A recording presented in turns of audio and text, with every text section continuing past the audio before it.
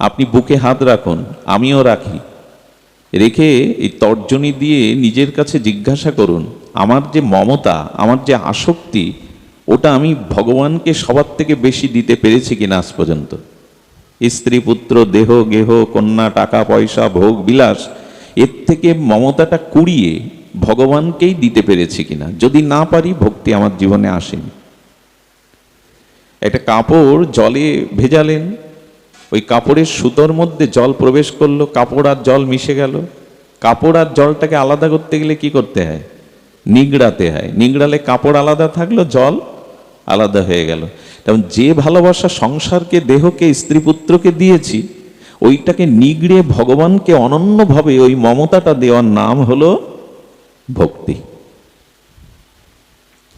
এটা কেমন জানেন? দৃষ্টান্ত দিতে হয়। কুম্ভনাথ, এই কুম্ভনাথ ছিলেন ভগবানের সখা, শ্রীনাথজির সখা। অষ্টসখার এক সখা হলো কুম্ভনাথজি।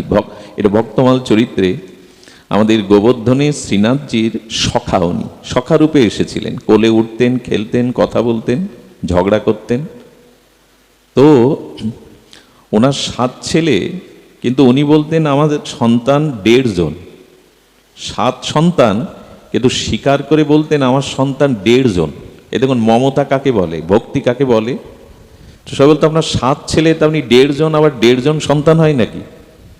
কুম্ভনাথ বললেন আমার চতুর্ভুজ, তার মন প্রাণ সর্বস্ব ভগবানের সেবায় নিবেদিত, ওই বৈষ্ণব, ওই ভক্ত, ওই জন্য আমার সন্তান। আর আমার কৃষ্ণদাস, ও আমার ঠাকুরের জন্য গাভী চড়িয়ে বেড়ায় বৃন্দাবনে, ওই গাভীর দুধ দিয়ে আমার সখার সেবা হয়, কিন্তু খুব বেশি ভজন করে না, এই জন্য আর্ধেক। আর যে 5 সন্তানগুলো, তারা কেউ ভগবতমুখী না, এই জন্য ওদের আমি স্বীকার করি না। এই 1.5 জনই আমার সন্তান। এখন কৃষ্ণদাস তখন বৃন্দাবন অরণ্য, গাভী চড়াতে গিয়ে এক বনের সিংহ এলো। সিংহ গাভীটাকেই শিকার করছিল, গাভীটাকে বাঁচাবে বলে কৃষ্ণদাস সামনে ঝাঁপিয়ে পড়ল। কৃষ্ণদাসকে ওই সিংহ ওখানেই মেরে দিল। কুম্ভনদাস তখন নেচে নেচে আরতি করছিল শ্রীনাথজির মন্দিরে। কেউ এসে বলল আপনার কৃষ্ণদাসকে বাঘে খেয়ে ফেলেছে, সিংহ খেয়ে ফেলেছে গোচারণ করতে গিয়ে।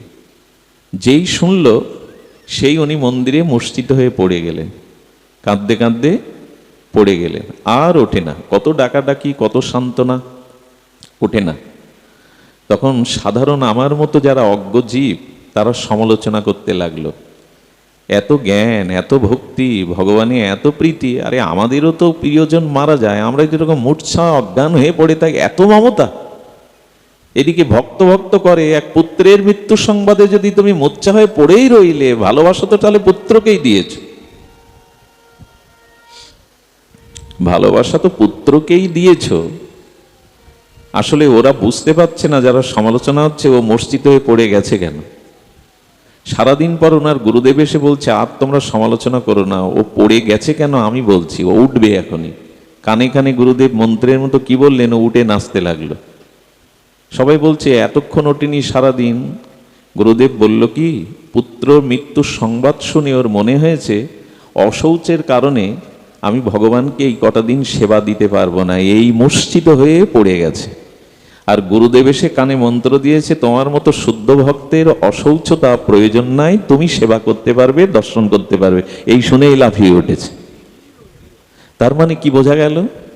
কৃষ্ণদাসের প্রতি আসলে তার মমতা নয়। কৃষ্ণদাস মৃত্যুর কারণে, অশৌচের কারণে সেবা করতে পারবে না, কটা দিন দেখতে পারবে না, ভজন করতে পারবে না, তার এই দুঃখেই উনি, এই দৃষ্টান্ততে বলা যায় যে এটা হলো মমতা।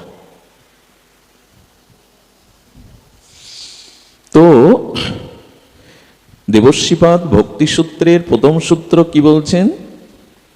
পরম প্রেম স্বরূপম রূপম ইতি ভক্তি। ভক্তি মানে পরম মমতা ভগবানে। এটা আমাদের অভাব। ভগবানে অনন্য মমতা। আচ্ছা, তার দৃষ্টান্ত কেমন? একটা দিলাম, আমরা গ্রহণ করলাম। কিরূপ মমতা হলে তাকে ভক্তি বলে ভগবানে? খুব ধ্যান দিন। আচ্ছা, কোনো মাছকে, মিনকে জল থেকে উপরে তুলে ছেড়ে দিন, ওই মাছটা জলে ফিরে যাওয়ার জন্য ছটফটানি করে কিনা? আচ্ছা, ওকে সোনার থালায় বা ওই কমল পদ্মের পাবড়ির মধ্যে রাখলেও কি শান্তি পাবে? না জলে যাওয়ার জন্য? আর জলে যেতে না পারলে পরিণতি কি হবে? ছটফট করতে করতে মরবে। যেদিন আপনার হৃদয়ে 24 ঘন্টায় ওই জল ছাড়া মাছের মতো ভগবানের কাছে ফিরে যাওয়ার জন্য হৃদয়টা ছটফট করবে, এর নাম ভক্তি। এ তো উদাহরণ আমরা বলে থাকি, এরকম হয় কি আমাদের?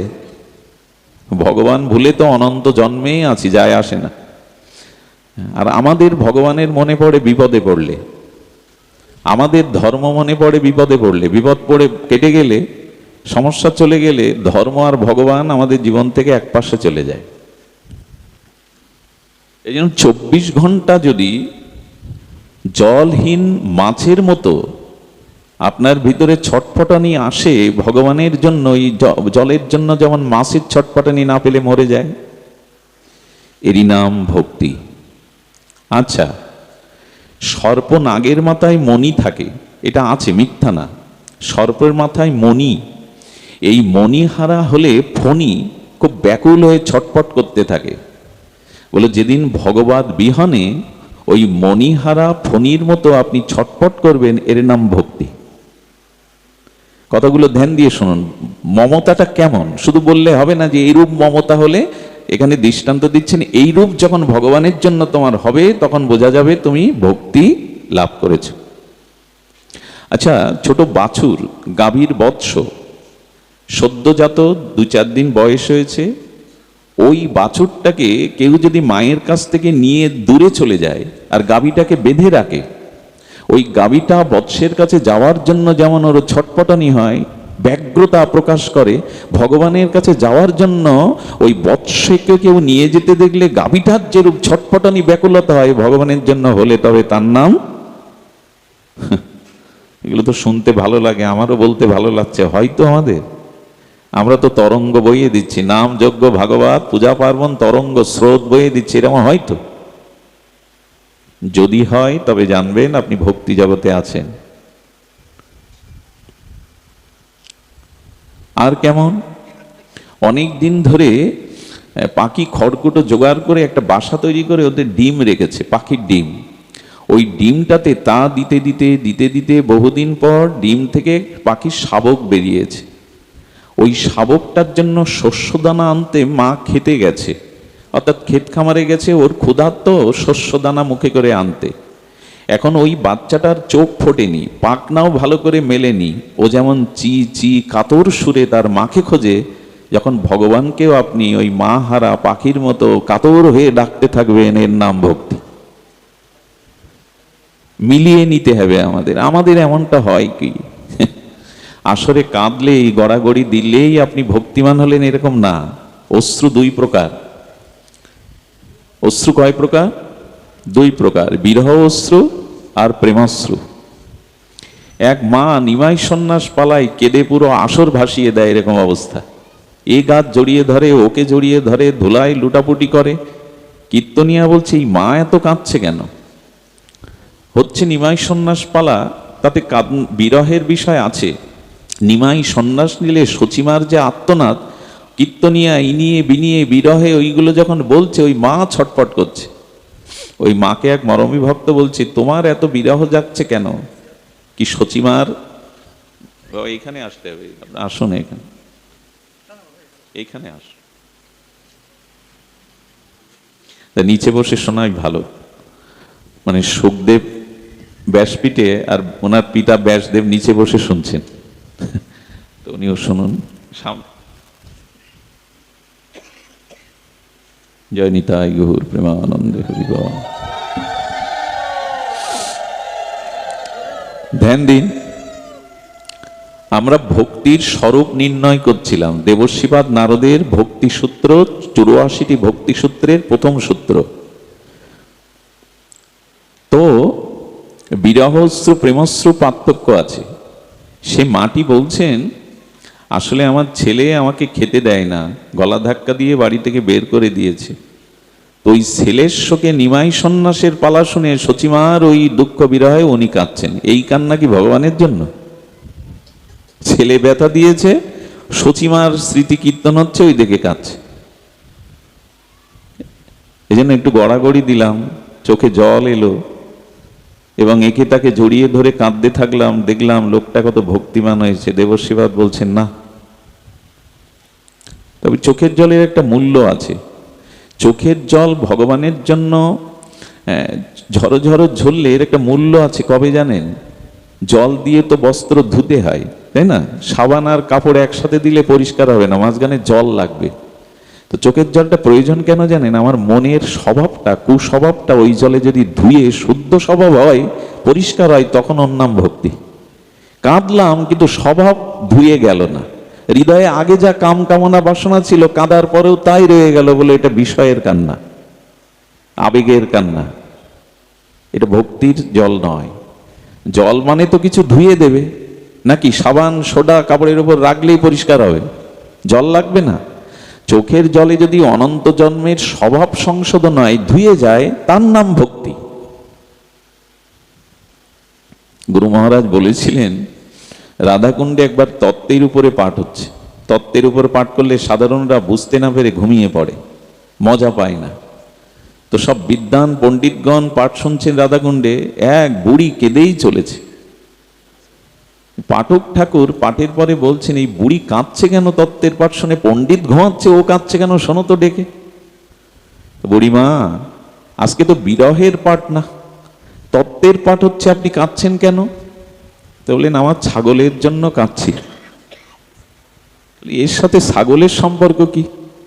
ছোট একটা বাচ্চা পুষেছিলাম, কত মায়া মমতা দিয়ে বড় করেছিলাম, 3 দিন আগে ছাগলটা মারা গেল, তার সাথে এই পাঠে কান্নার সম্পর্ক কি? বলে, পাঠক ঠাকুরের মুখেও ছাগলের মতো কয়েকটা দাড়ি ছিল, ওই যখন নাচছে তখন আমার ছাগলের কথা মনে পড়ছে। এই কান্না ভক্তির কান্না নয়। যদি স্বভাব ধুয়ে দেয়, সর্বোপাধি বিনির্মুক্তং তৎপরিত্রেণ নির্মলম, যদি হৃদয় শুদ্ধ হয়, ওই চোখের জলে ধুয়ে যায় কুস্বভাব, তাহলে জানবেন ওটা প্রেমাশ্রু। তাহলে ভক্তি কাকে বলে? অনন্য মমতা। অনন্য মমতার কটা দৃষ্টান্ত দেয়া হলো? মা জল ছাড়া হলে যেমন ছটপট করতে থাকে, 24 ঘন্টা যে হৃদয়ে ভগবানের জন্য এরকম ছটপটানি তৈরি হয়, তার নাম ভক্তি। সর্পের মাথায় মণি হারিয়ে গেলে ফণি যেমন দিক বিদিক শূন্য হয়ে ছুটতে থাকে, ভগবানকে পাওয়ার জন্য যেমন সব পেছনে পেলে এরকম ব্যগ্রতা আসে, এর নাম ভক্তি। ছোট বাছুরটাকে গাভীমার কাছ থেকে দূরে সরিয়ে নিয়ে গেলে ওই বৎস গাভীমা যেমন ওই বাছুরটাকে পাওয়ার জন্য দড়ি বধন কাটিয়ে ছটফট করতে থাকে, ভগবানকে পাওয়ার জন্য 24 ঘন্টা যার হৃদয়ে ওই ছটফটানি থাকে, তার নাম ভক্তি। এটা হয় কি না আমাদের? মাঝে মাঝে লক্ষণ দেখা দেয়, স্থায়ী হয় না। একটা হলো স্থায়ী ভাব। আমাদের মাঝে মাঝে ভাব আসে, হরিনাম যে করি না বলা মিথ্যা হবে, করি। মাঝে মাঝে ভাগবতে রুচি আসে, চোখে জল আসে, মাঝে মাঝে মনে হয় এইবার সংশোধন হব, কিন্তু এটা অস্থায়ী। পরে আবার ভোগবিলাস সুযোগ পেলে হৃপেন্দ্র ভেসে যায়। এটা স্থায়ী নয়। স্থায়ী ভাবটাই ভক্তি, স্থায়ী রতিটাই ভক্তি। আমাদের অস্থায়ী। মাঝে মাঝে মেঘ হয়, আবার উড়ে যায়। নাম করি, মাঝে মাঝে নামে রুচি আসে, মাঝে মাঝে রাধারানীর চরণ চিন্তা করি না, এ বলা ভুল হবে, করি, কিন্তু রতিটা স্থায়ী হয় না। আর কেমন? ওই যে পাখির খড়কুটো দিয়ে বাসার মধ্যে ডিম থেকে শাবক বেরিয়েছে, কিন্তু মা ওই শস্যকণা আনতে গেছে, আর এই পাখিটা চি চি করে, সদ্যজাত পাখিটা চি চি করে যেমন মাকে ডাকতে থাকে, যদি ওইভাবে ভগবানকেই কাতর হয়ে কেউ আহ্বান বা ডাকতে থাকে, এর নাম ভক্তি। আরো কত বলেছেন। তো বললেন, এই জন্য এই স্বরূপ মানে পরম প্রেম স্বরূপম ইতি ভক্তি, এই পরম মমতা যদি এইভাবে ভগবানে অর্পিত হয়, তবে তার নাম ভক্তি। দ্বিতীয় সূত্র। প্রথম সূত্র বললাম, 3টে সূত্র বলবো।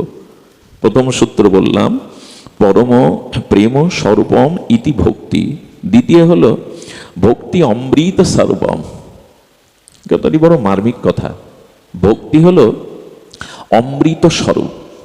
এবং আগেই বলেছি, এই ভক্তি বা প্রেমই প্রয়োজন। খুব মার্মিক কথা। ধনুভঙ্গ করলেন রঘুপতি ভগবান শ্রীরামচন্দ্র, করলেন কিনা? আর ধনুভঙ্গ করার মাধ্যমেই ভক্তি দেবী সীতাকে পাওয়ার অধিকার জন্মালো। সীতাকে কে পাবে? যে ধনু ভঙ্গ করতে পারবে। অর্থাৎ ভক্তিকে কে পাবে? যে অহংকার রূপ ধনুককে ভাঙতে পারবে। বোঝা গেল? এই জাগতিক পরিচয়, আমি বিদ্বান, আমি ধনী, আমি মানি, অমুক তমুক, এই অভিমান অহংকারের ধনুক যে ভাঙতে পারবে তারই অধিকার ভক্তি পাওয়ার। অভিমান থাকতে ধনুক, ওখানে অনেক রাজারা ছিল না, রাবণও ছিল, কেউ ভাঙতে পারেনি। প্রভু অভিমান শূন্য। আচ্ছা, ধনুক ভঙ্গের পরে ওখানে বিশ্বামিত্র, বশিষ্ঠ, দশরথজি এসেছেন, কত মনি ঋষি দেবতারা এসেছেন, রাম সীতার বিয়ে।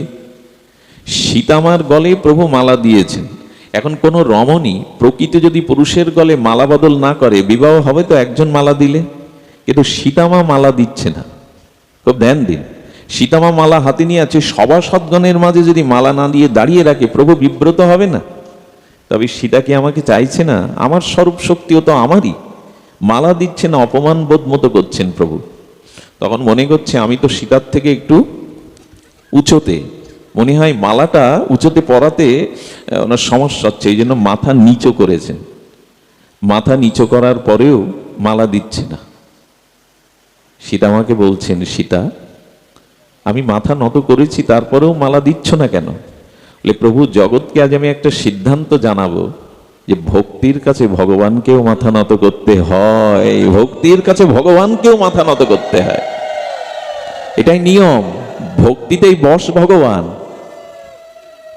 শুধু মাথা নত করেন না, ভক্তের চরণধুলি মাখার জন্য পেছনেও হাঁটেন, ভক্তের বোঝাও বহন করেন। তখনই মালা দিয়ে প্রমাণ করলো সীতা দেবী যে ভক্তির কাছে ভগবান তোমাকেও মাথা নত করতে। ভক্তি এত গরীয়সী, এত মহীয়সী, ওইখানেই কেবল ভগবানকে বশ করা যাবে, অন্য কিছুতেই ভগবান বশীভূত হবেন না।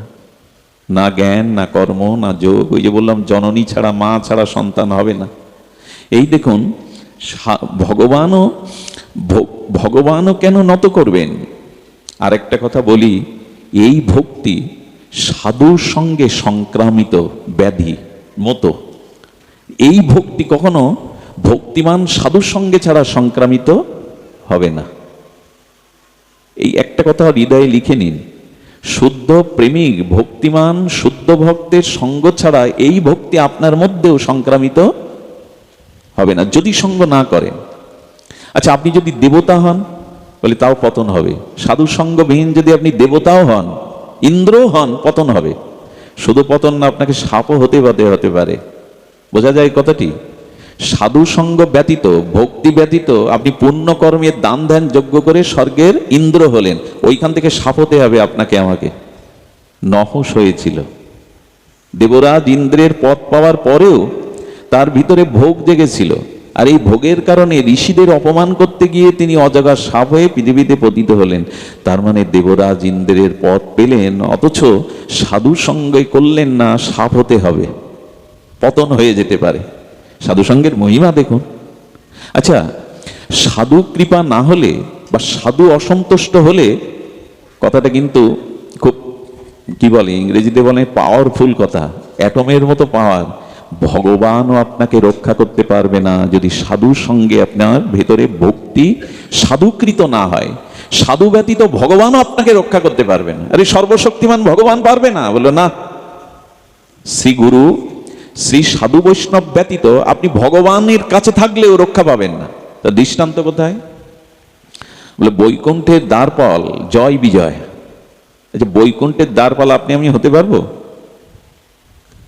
ভগবান বৈকুণ্ঠেশ্বরের দ্বারপাল জয় বিজয়, এরা সাধারণ না। বৈকুণ্ঠের দ্বারপাল ভগবানের পরিকর, এরা সাধারণ না। কিন্তু সনক, সনন্দ, সনাতন, সনত কুমার এই সাধুদের ভেতরে প্রবেশ করতে দিল না। সাধুদেরকে এই মান্যতা না দেওয়ার কারণে তাদের রাক্ষস হতে হলো, অসুর হতে হলো, দৈত্য হতে হলো। কেন? ভগবান রক্ষা করতে পারেনি। কথা বোঝা যায়? সাধু রুষ্ট হলেন, তাতে ভগবানের দ্বারপালদের অসুর হতে হবে, রাবণ হতে হবে, হিরণ্যকশিপুর হতে হবে, দৈত্য হতে হবে। বলে এখানেও ভগবানের কিছু করার নেই। এজন্য কৃষ্ণ রুষ্ট হলেও গুরু বা সাধু আপনাকে রক্ষা করতে পারবে, কিন্তু যদি গুরু বা সাধু রুষ্ট হয়, কৃষ্ণেরও সামর্থ্য নেই আপনাকে রক্ষা করবে। মান্যতা কাকে দিতে হবে? সাধুগুরু বৈষ্ণবকে। এই জন্য ভক্তি সঞ্চারিত হয় সংক্রামিত ব্যাধির মতো ভক্তিমান শুদ্ধ সাধু সঙ্গের থেকে। ভক্তি অমৃত স্বরূপম। ভক্তি অমৃত কেন জানেন? কোন অমৃত? এই দেবাসুর সংগ্রামে যে স্বর্গের অমৃত বলে না, ও পেয়ে দেবতাদের ভোগ বাসনা যায়নি। ভক্তি ওরকম অমৃত না। খুব মার্মিক কথা, যদি ঘুম না এসে একটু কষ্ট করে শোনেন। সারা জীবন দুটো রোজগার করার জন্য কত কষ্ট করি আমরা, হরি কথা ভক্তি পাওয়ার জন্য এইটুকু কষ্ট স্বীকার করুন। আমি মাঝে মাঝে আমাদের প্রপূজ্য চরণ প্রাতঃস্মরণীয় আমাদের নারায়ণোত্তম গোস্বামী পদ্মের দেখি হরি কথা শোনেন, উনি গেলেন হরি কথা, চাতকের মতো চেয়ে থাকেন হাত জোড় করে। আমি অনেককেই দেখেছি, কিন্তু ওনার মতো শ্রোতা পাওয়াটাও কোনো বক্তার খুব ভাগ্য। হরিকথা শ্রবণের জন্য ব্যাকুল হতে হয়, গাঢ় কর্ণে শুনতে হয়। এর পরের কথাটা কি হতে পারে? মরুভূমির বুকে তৃষ্ণার্ত ব্যক্তি যেমন এক বিন্দু জলের খুব মূল্যায়ন করে, মুক্তার মতো মনে হয় এক বিন্দু জল, এর পরের হরিকথাটা কি হতে পারে? এরকম ব্যাকুল তৃষ্ণা জাগবে। অলসতা আসছে, ঝিমানি আসছে, শরীরের ভাষা বলে দিচ্ছে আপনি আর নিতে পারছেন না। এসব শ্রোতা থাকলে ভক্তি বিঘ্ন হয়, সেখানে প্রকাশ হতে চায় না। এই জন্য তবে আমি পাপের চারটে রূপ মনে হয় কদিন ধরে খুব ব্যাখ্যা করছি। পাপের চারটে রূপের কারণে এইসব হয়। পাপের রূপ চারটি, আমরা গতদিন মনে হয় বলেছিলাম। বারবার একই প্রসঙ্গ আসাটাও কেমন লাগে, তারপরে একটু বলি। বাবা এসছেন, ওনার কাছে দুটো বাহবা পেতে হবে। ভক্তির রূপ, এই পাপের রূপ চারটি। পাপ কিন্তু অনেক প্রকার, পাপ অসংখ্য, কিন্তু পাপের রূপ চারটি। তার মধ্যে আমরা বলেছিলাম দুটো বলি, চারটেই বলি, কিন্তু তার মধ্যে দুটো দৃষ্টান্ত নেই। পাপের প্রথম রূপ অন্ধকার। অন্ধকারের ধর্ম হলো বস্তুকে দেখতে না দেওয়া। তেমন পাপ যদি হৃদয়ে থাকে, তবে আমাদের বিবেক, আমাদের চেতনা, আমাদের আত্মস্বরূপকে ঢেকে দেয়, দেখতে দেয় না। আর পাপের রূপ অন্ধকার কেন? অন্ধকারে মানুষের ভয় নেমে আসে। দিনের বেলায় খুব ভয় থাকে না, রাতেই চোর দস্যু এদের ভয় থাকে, ভূত প্রেতের ভয় থাকে। অন্ধকার, যার জীবনে পাপ আছে তার ভয় আছে, সে নির্ভয় হতে পারে না। সূর্য উদয় হবে, দেখবেন আর ভয় কাজ করে না, ভূত প্রেতের ভয়, চোর দস্যুর ভয় আর থাকে না। সূর্য উদয় হলো তো ভয় চলে গেল। আর এই পাপের রূপ হলো অন্ধকার কেন? যুধিষ্ঠির মহারাজের একটা মিথ্যা বলাতে উনি তীব্র উৎকট দুর্গন্ধ আর অন্ধকারের মধ্যে পতিত হয়ে চিৎকার করেছিলেন। এত গাঢ় অন্ধকার কেন? এত যন্ত্রণাকাতর চিৎকার কাদের? এত দুর্গন্ধ কাদের? বললেন আপনি মহাপ্রস্থানের পথে যেতে যেতে নরকে এসে পড়েছেন। যুধিষ্ঠির নরকে যাবে কেন? বলেন অন্ধকারে এসেছেন কেন জানেন? একদিন মিথ্যার আশ্রয় আপনি নিয়েছিলেন। অন্ধকার, পাপের রূপ হলো অন্ধকার। দ্বিতীয় রূপ হলো চঞ্চলতা, বহির্মুখিতা। যাদের জীবনে পাপ আছে তাদের চিত্ত বড় চঞ্চল। আগেই বলেছি আমরা যে মদ খায়, প্রতিদিন নেশা করে, সে কখনো বলে না মদ খেতে আমার মন চাই না, রুচি হয় না। একথা বলে? রুচি হয় বলেই সব গৃহ বাড়ি বেচে, অলংকার বেচে, জমি জমা বেচে মদ খায়। মাতাল কখনো বলে মদে আমার রুচি হয় না? বলে কি? যে নেশা করে সে বলে নেশা করতে আমার মন চাই না। আরে মন চাই বলেই তো সব শেষ করে নেশা করে, করে কি না? আচ্ছা, যে চোর চুরি করতে যায় সে কি বলে চুরি করতে আমার মন চাই না? মন চাই বলেই তো চুরি করে। আচ্ছা, সব বেলায় ওই কথা নেই, কিন্তু সাধুদের কান ঝালাপালা হয়ে যায় একটা কথা শুনে, বাবা হরি নামে মন বসে না, বাবা রাধারানীর লীলা স্মরণে মন বসে না, হরি কথা শুনলে শুনতে বসে মন বসেনি। এই জায়গায় এই কথা আসে কেন? চুরির চোর চুরি করতে কখনো বলে না যে আমার মন চাই না। নেশাখোরও কখনো বলে না নেশা করতে আমার মন চাই না। সব জায়গাতেই মন চাই, রুচি হয়। ভজনে একথা বলি কেন? মন বসে না। এইটা পাপের দ্বিতীয় রূপ, চঞ্চলতা। ভজন করতে দেবে না, বহির্মুখী টেনে নিয়ে যাবে। 90 বছর এক আসনে ভজন করেছিলেন হিমালয়ে লোকনাথ ব্রহ্মচারী। 90 বছর। 11 বছর এক বৃক্ষের তলে ভজন করেছিলেন গৌতম বুদ্ধ। 11 বছর এক আসনে এক তলে। মন চঞ্চল হয় কেন? পাপ আছে বলে। রাধারানীর চরণ চিন্তা আসে না কেন? মন বহির্মুখ হয় কেন? পাপ আছে বলে। আমি কাম্যবনে এক বাবাজিকে দেখেছিলাম, সৌভাগ্য হয়েছিল তার চরণ দর্শনে। 57 বছর এক ঘরে বসে ভজন করছেন, বাইরে বেরোন না। আমাদের শুধু মন বসে না। এই মন বসার না কারণ অনন্ত জন্মের পাপ। পাপের দ্বিতীয় রূপ হলো বিঘ্ন। ভগবানের পথে যাবেন, ভজন করতে যাবেন, নানান বিঘ্ন এসে উপস্থিত হবে। এই বিঘ্ন হলো পাপের পথে বাধা। তৃতীয়। চতুর্থ পাপের রূপ হলো অনিরাময়যোগ্য রোগ। এই যে রোগগুলো আসে না, এগুলো পাপের কারণে। আর যে রোগে একেবারে নিঃশেষ হয়ে যেতে হয় কিন্তু রোগ সারে না, সব সরিয়ে নিয়ে যায়, এটা পাপের ফল। রোগ দুই প্রকার। অনিয়মের কারণে যে রোগ হয় ওটা ডাক্তার ঔষধে চলে যায়, কিন্তু পাপের কারণে যে রোগের অভিশাপ বইতে হয় ওটা সব শেষ করে চলে যায়। এই জন্য শাস্ত্রে বলছেন ভক্তিকে বহু মানন করো, কারণ ভক্তি এমন জিনিস এই অনন্ত পাপকে পুড়িয়ে দিয়ে তোমাকে শুদ্ধ করে নেবে। ওই যে রাতের অন্ধকার দূর হলো, সূর্য উদয় হলো তো। আর এই ভক্তি ভক্তিমান সাধুদের সঙ্গের দ্বারা সংক্রামিত হবে।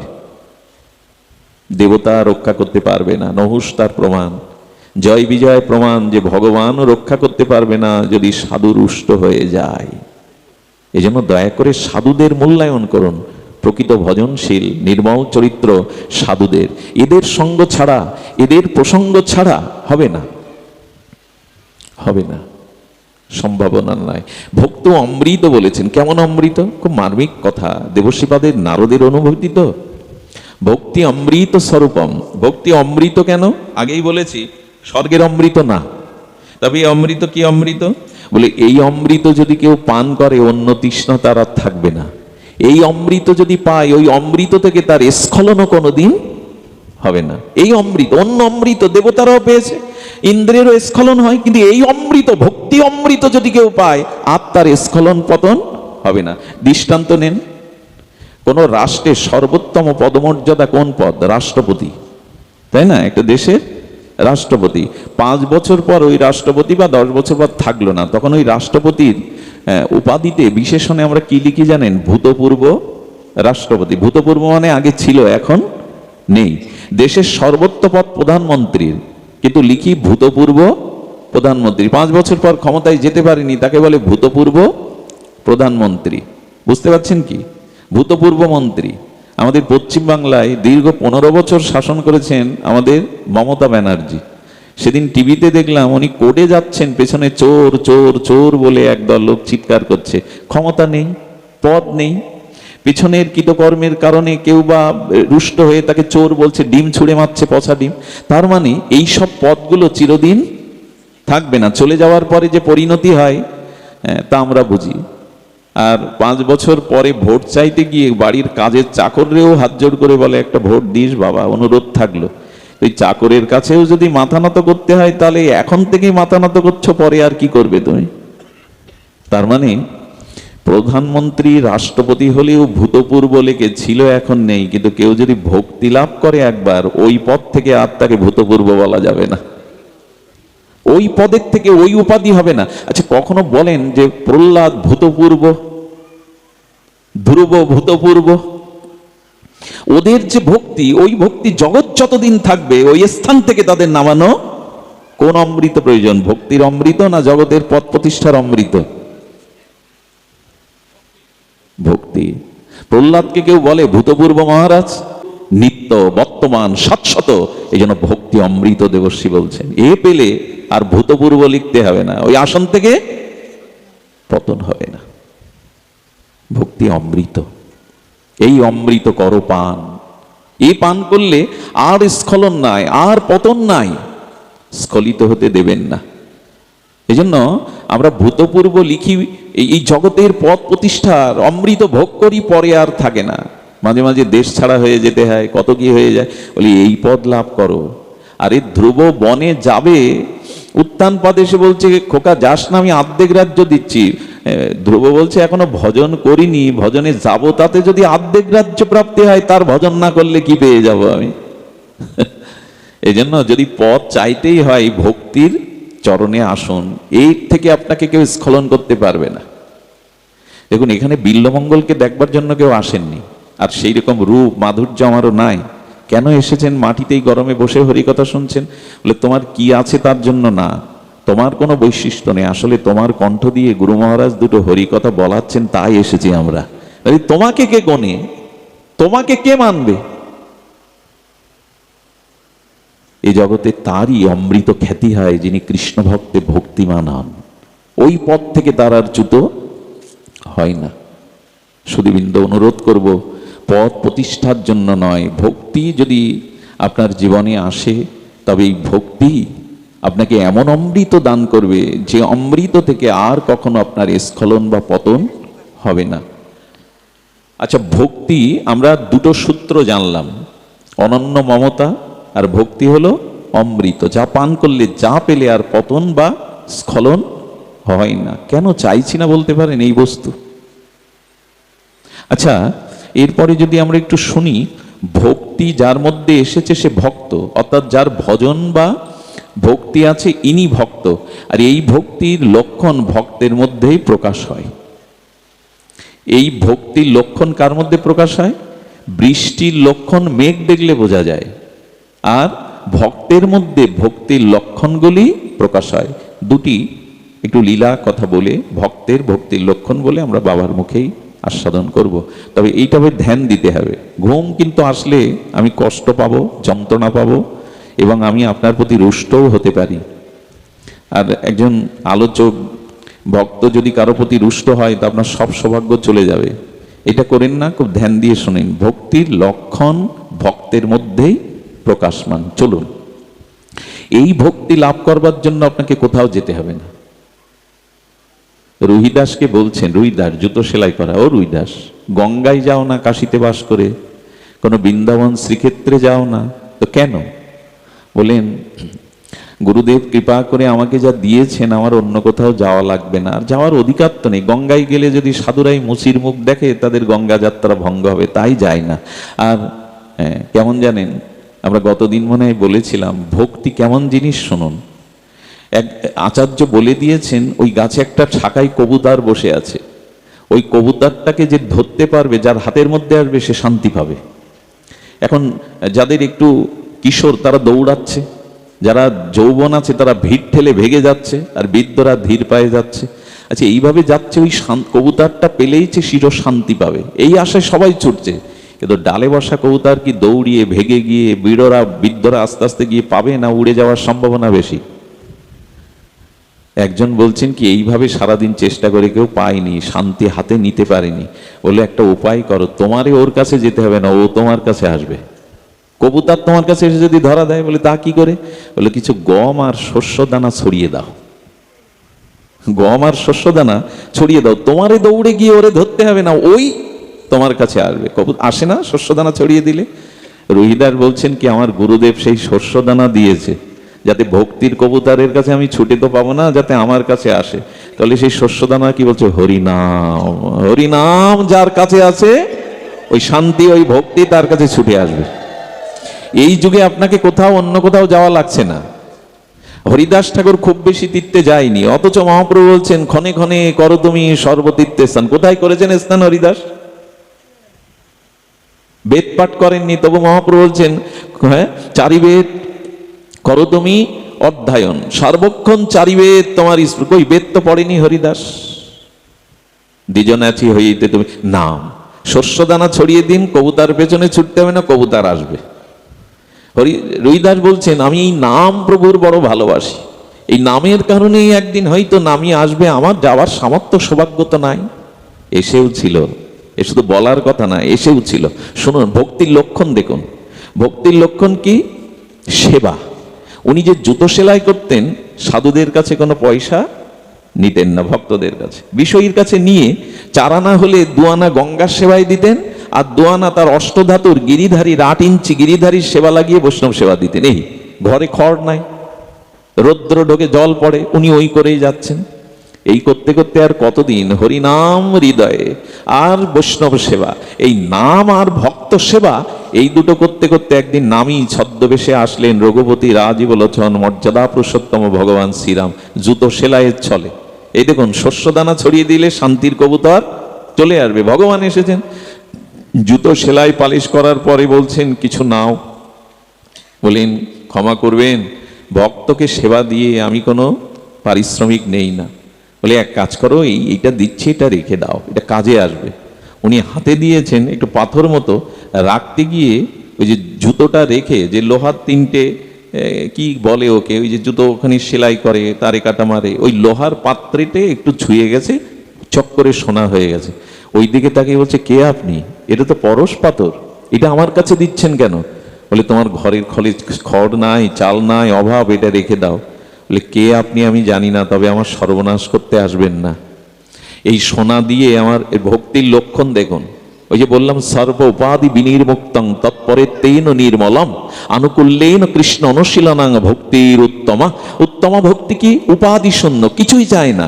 বললেন পরশ পাথর দিয়েন না, পরশ পাথরে সোনা দিয়ে আমার উপাসনা কেড়ে নিতে চাইছেন, এটা নিয়ে নিন। ভগবান তখন বাধ্য হয়ে বললেন, আমি তোমার কাছে 6 মাস এটা রেখে যাচ্ছি। ভগবান রূপে আসেননি, সাধারণ নররূপে এসে বলছেন আমি তীর্থ পরিভ্রমণে যাচ্ছি, 6 মাস পর তোমার কাছ থেকে নিয়ে যাও। কেন দিলেন জানেন? যদি অভাবের তাড়না একটু সোনা করে নেয় ওর দ্বারায়। 6 মাস পরে কি হয়েছে জানেন? ভগবান রামচন্দ্র 6 মাস পরে এসে দেখে সেই ঘর, সেই খড়কুটো, সেই জুতো সেলাই। বলে কি গো, সে পরশ পাথর দিয়ে তুমি কাজে লাগাওনি? বলো কাজে লাগাবো কি, ওটা আমার যন্ত্রণা দেয়, আগে ওটা আপনি নিয়ে নিন। আচ্ছা ওই জায়গায় আমি হলে কি করতাম? পৃথিবী শুদ্ধ সোনা করে নিতাম, রান্নার ঘরের পাত্রগুলো সোনা করে নিতাম, আমিও একসময় সোনাই মতো হয়ে যেতাম, জড়ো। তো উনি বলছেন এটা নিয়ে নিন। যখন রামচন্দ্রের হাতে দিয়েছে, বলে রুইদাস, কাল থেকে তোমার বিগ্রহের চরণে 4টে করে স্বর্ণ মুদ্রা পাবে, অন্তত এটা স্বীকার করো। কে আপনি? বারবার আমাকে প্রলোভন দেখাচ্ছেন। রামচন্দ্র তখন স্বরূপে প্রকাট হয়েছে, বলতে শোনো প্রভু, কাল সকালে যদি বিগ্রহের চরণে 4টি করে তুমি রাখো, আমি তোমাকে কাশীর গঙ্গায় ফেলে দিয়ে আসবো, ঘরে আর রাখবো না। কিছু দেওয়ার লোভ দেখিও না, এরকম ভক্তির লক্ষণ, ভক্তের লক্ষণ। কিছু দেওয়ার লোভ দেখিও না, তোমাকে ছাড়া ত্রিজগতে আমি কিছুই চাই না। ভগবান তখন কেঁদে ফেলেছেন, চোখে ছলছল সজল নয়নে বললেন, বারবার তুমি জিতবে, আমাকে একবার জিততে দেবে না? বারবার আমাকে হারিয়ে দেবে?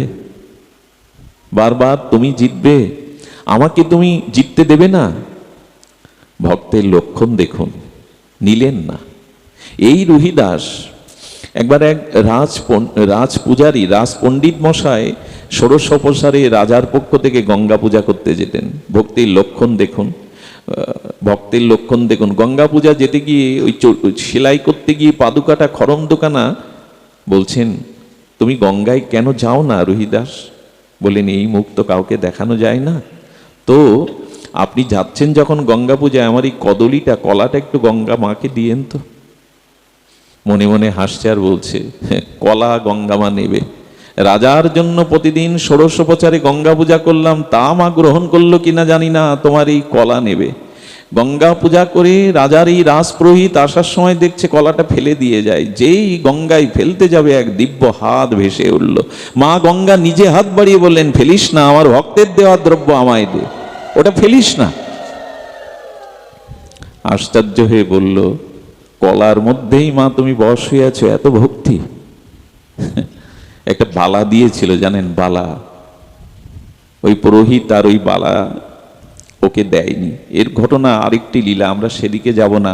আমরা যাব এই রাজার কানে পৌঁছে গেল, ওই বিগ্রহের চরণে প্রতিদিন 2টো স্বীকার করেছিল, সেবার জন্য 2টো মুদ্রা স্বীকার করে। রাজা দেখলো এই অষ্টধাতুর মূর্তি থেকে সোনা প্রসাব করে, ওটা আমার চাই। ওই ভিখারির ঘরে থেকে লাভ কি? মন্ত্রী পাঠালো, সেবক পাঠালো, দিল না। শেষে রাজা এলো। রাজা এসে বলছে, রাজা এসে বলছে বোঝাও, ওনার স্ত্রীকে বলছে বোঝাও, এই অষ্টধাতুর 8 ইঞ্চি গিরিধারীর মূর্তিটা নিয়ে আমি কেউ অঢেল ঐশ্বর্য দেব, 14 পুরুষ বসে খেতে পারবে। স্ত্রী বলছে রাজি হয়ে যাও। কি বললেন জানেন রুইদাস?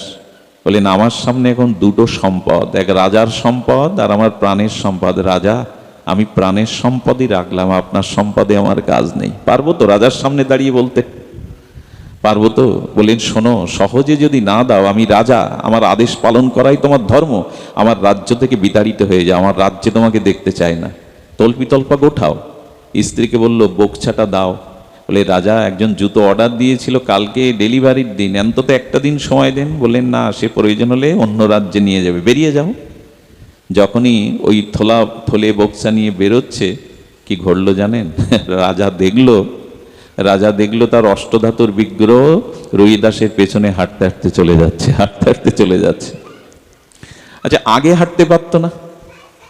যদি প্রশ্ন করি, ভগবান আগে গেলে না কেন, পিছনে গেলে? বলে চিরকাল ভক্ত বা ভক্তির পেছনেই থাকি আমি, আগে যাই না।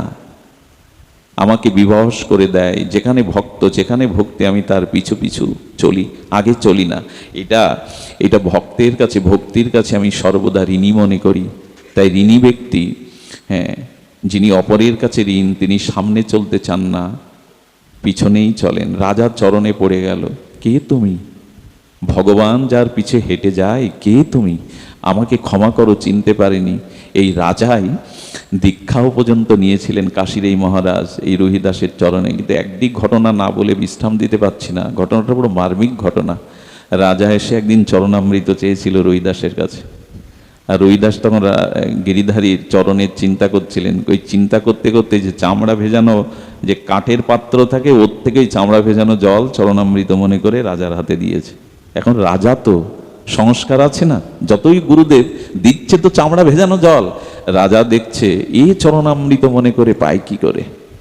রাজা আবার ফেলে দিতেও পারছে না, এই জন্য কোডের পকেটের মধ্যে ওটা মুছে নিয়েছেন, ওর মধ্যে দিয়ে, যাতে উনি দেখতে না পান।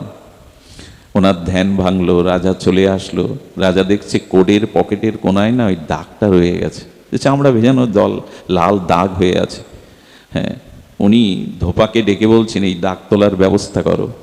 ধোপা বহুর কাছাকাছি শুরু করলো, বহু কিছু চেষ্টা করলো দাগ তোলার, কিন্তু দাগ ওঠে না। রাজার আদেশ, দাগটা তোলার জন্য একটা জিহ্বাই দিয়ে দাঁত দিয়ে চুষে নিতে গেছে, যদি রংটা ওঠে। যেই চুষতে গেছে, সঙ্গে সঙ্গে ওনার মধ্যে প্রেম বিকার দেখা দিয়েছে। নয়নে অশ্রু, কণ্ঠে হরিনাম, ভাগবত শ্লোক, কখনো ধুলায় গড়ায়, কখনো অঙ্গ থর থর কাঁপে। ভক্তির যে লক্ষণ ওনার ভিতরে প্রকার, হাসে, কাঁদে, গড়াগড়ি যায়, হরি দুবহ ভাউ তোলে, হরিনাম বলে, যাকে ছই তাকেও প্রেমে স্পর্শ করে। রাজার কানে খবর গেল, গ্রামের ভাবলো উন্মাদ হয়ে গেছে, কিন্তু লক্ষণ তো সাধারণ না। রাজা বলল, তুমি তো লেখাপড়া জানো না, ভাগবত শ্লোক বলছো, কীর্তন করছো, হরিনাম করতে তোমার সাত্বিকতা আসছে, কি হয়েছে বলো? বললো, রাজা আপনার পকেটের কোনায় ওই দাগে কি ছিল বলতে পারেন? ওটা যেই চুষেছি সেই থেকে আমার এই প্রেম ভাব বিকার প্রকাশ হয়েছে, ওটা কি আমি জানি না। এতক্ষণে রাজার বোঝা হয়ে গেছে আসলে ওটা কি। আমি বলি কি, এই ভক্তি যদি লাভ করতে চান, তিনটি দ্রব্য বিনা বিচারে শ্রদ্ধার দ্বারা গ্রহণ করতে। গুরুদেবের পা ফাটা, গুরুদেবের পায়ের নখ ভালো না, ওই জল খাবো, হয়ে গেল। সুধীবৃন্দ, চন্দ্রধ্বজ রাজার কথা মনে আছে? পেটের পীড়ার জন্য এক রাজহংস বলে দিল, ওই বটতলায় একজন সাধুর চরণ আছে, ওইটা জল করে পাও, সব রোগ সেরে যাবে। গিয়ে দেখে পুজ, রক্ত, ঘা হয়ে গেছে। রাজা তো ওই চরণ দেখে মনে করছে এটা একটা চরণ, আর একটা চরণ যদি বটগাছের ভেতর থেকে বাইরে বের করতো। যখনই বলেছে আর এক পা বের করে দেওয়ার পরে দেখলে ওতে পোকা হয়ে গেছে। রাজা কি করবে? শুল বেদনা, চরণ জল করলো বটে, কিন্তু খাওয়াই রুচি হলো না। ওই যে বৈষ্ণবের চরণ জল পোকামাকড় দেখেছে, পুজ রক্ত দেখেছে, মাথায় করে বাড়ি নিয়ে বয়ে রাখলো, কিন্তু খেতে রুচি হলো না। রাজা কিনা, আর এই অপরাধে তাকে কালী ও নাগ সর্প হয়ে জন্মাতে হলো। কথাগুলো কি কথা? আর মাথায় বয়েছিল চরণ জল, এই কারণে গোবিন্দ তার মাথায় নিত্য। যোগী ঋষিমুনিরা যার চরণ পায় না, গোবিন্দ নটরাজ হয়ে কালী ও নাগের মাথায় নৃত্য করেছিল। ওই যে মাথায় করে চরণ জল বয়ে নিয়ে গেল। তাই শ্রদ্ধান্বিত হয়ে বিশ্বাসের সহিত যদি সাধুর চরণ জল